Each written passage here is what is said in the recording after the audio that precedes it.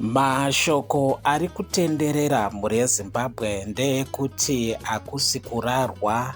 Iko zvino vanhu vari kurara vari mudzin'anga, mabira ari kurohwa. kuGreat Zimbabwe kuri kutaurwa kunzi ngoma dziri kungundunguka kwete zvekutamba. Tinokuchingamidzai mhuri yeZimbabwe pano paMbire TV patinokupai nhau dzakasiyana-siyana dziri kuitika munyika yedu yeZimbabwe. Mamiriro akaita zvinhu mhuri yeZimbabwe ndiwo atiri kutaura panapa kuti mafactions ebato reZANU-PF akonzera kuti pange pachishayikwa hope. Asi tisati tapinda zvakadzika-dzika nenyaya yatakakubatirai nhasi unoyu, chikumbiro chedu zvekare kuti murambe muchitsigira channel ino kuburikidza nekusubscribe. Munoziva tsaona yatakasangana nayo kuti takarasikirwa nemamwe machannels atanga tinawo. Naizvozvo sapoti yenyu tiri kuiona zuva nezuva. Uyezve takataura nyaya yebackup account yatiri kuisa mucomment section, link racho rekuti mukwanise kusubscribe kuitira kuti kana zvikanzi pano pashata tinongobroadcasta tiri pane imwe channel. Ndo mashoko mhuri yeZimbabwe, ndo chikumbiro chatinacho kubva kunemi vateveri veMbire TV, channel yenyu yatinokupai nhau dziri kuitika munyika yedu yeZimbabwe mururimi rwaamai muchishona. Ndo nyaya dzacho dzatinopakura panapa. Nyaya izere iri kutaura kuti mutungamiriri wenyika nechikwata chake che23rd Brigade vari kutaurwa kunzi havasi kuizorora nenyaya yekuti vari kuona resistance yakasimba kubva kuna Vice President Chiwenga. Pari zvino padande mutande varakashi for ED vakatonhora kuti mwiro pava nebrigade yavaChiwenga iyo iri kufaya kwete zvekutamba. Padande mutande reX pari kurakashwa vanhu kwete zvekunyeperana, zvaita kuti vana mukungunugwa avo vanotsigira zvigananda vapete mavoko, vapete muswe, vapinde mubako nekuvhunduka. Uye pane mashoko ekuti vakatsiurwa kunzi vafana tambai makachenjera, nekuti kana chotsva munosara musina pekumira, munosara musina anokutsigirai.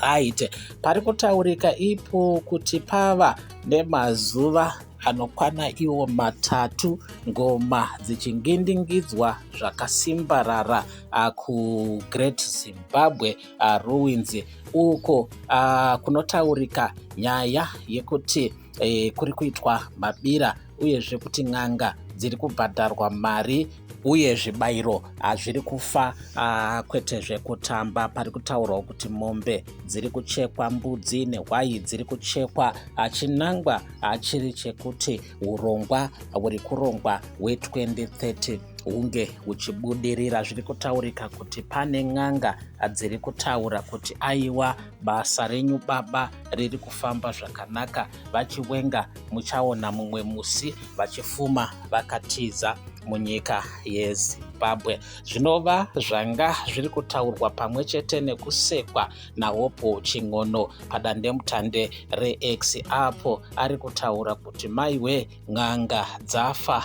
nemari gore rino. Kuri kutaurwa nyaya yavaDaniel Garwe kudunhu reMashonaland East, vari kunzivo ndivo vamwe vanzwa nekufamba sezvo dunhu reMashonaland East rava kuvamukira kubva kuna Tino Machakaire pamwe chete neutungamiriri hwese hwedunhu reMashonaland East wava kumukira vaDaniel Garwe, avo vainzwika vachitaura kuti hakuna zuva rinobuda kuchinge kwabuda rimwe rinofanirwa kutanga ranyura ndokuti rimwe zuva rozobuda, apo vaitaura kuti vaChiwenga ngavambomira nekuti chigaro chavaEmmerson Mnangagwa achisi vhakande chigaro chemutungamiriri wenyika. Naizvozvo vanofanirwa kumbomira kurotomoka kana kuti kufunga kuti vachapinda pachigaro ichi. Pakanzwika mashoko ekuti vaDaniel Garwe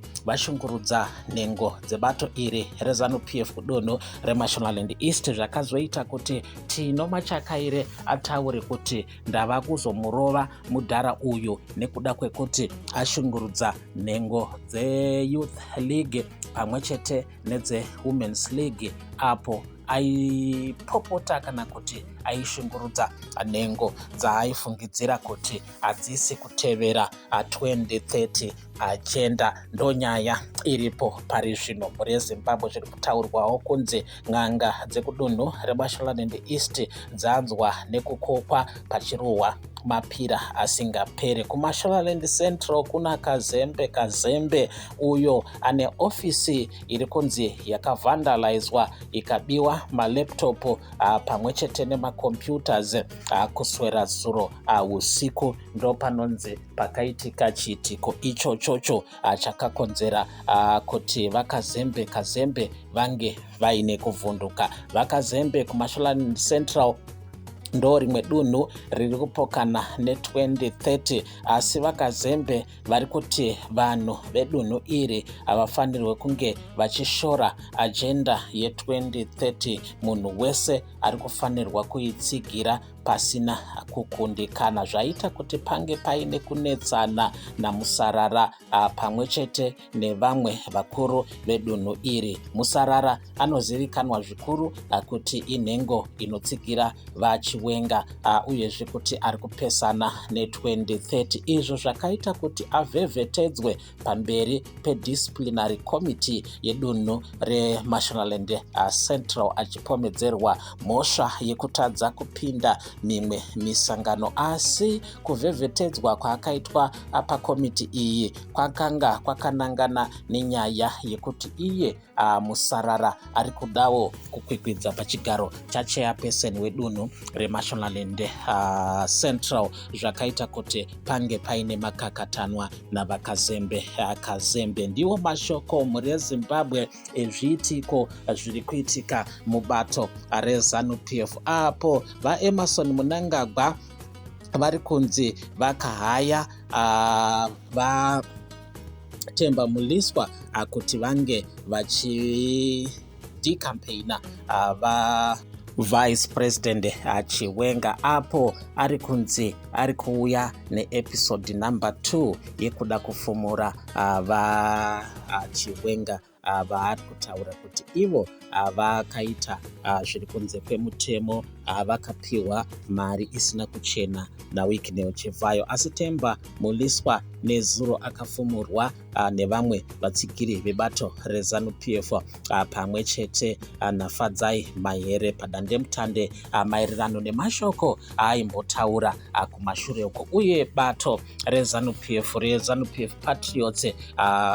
padandemutande vakataridza kuti havasi kuwirirana nemashoko aTemba Muliswa apo ari kushoropodza Vice President Chiwenga, apo vakataura kuti Temba Muliswa zvaava kuita izvi zviri kutaridza kuti apererwa, haasisina mari, ava kutsvaga kubatsirwa nemari kuti achengete mhuri yake. Ndipo patiri mhuri yeZimbabwe sekutaura kwatakazviita kuti patichasvika kongrese yeconference yebato reZANU-PF ichatanga mushondo mbiri dzinotevera idzi, panenge paitika zvakawanda mubato reZANU-PF sezvo paine kukakatidzana, paine kumhanyidzana kuti ndiani achazenge ari pachigaro chakati, uyezve kuti ndiani achazenge achitungamirira nyika ino kubva mugore ra2028. Apo pari kutaurwa kunzi pari kuda kuvhotwa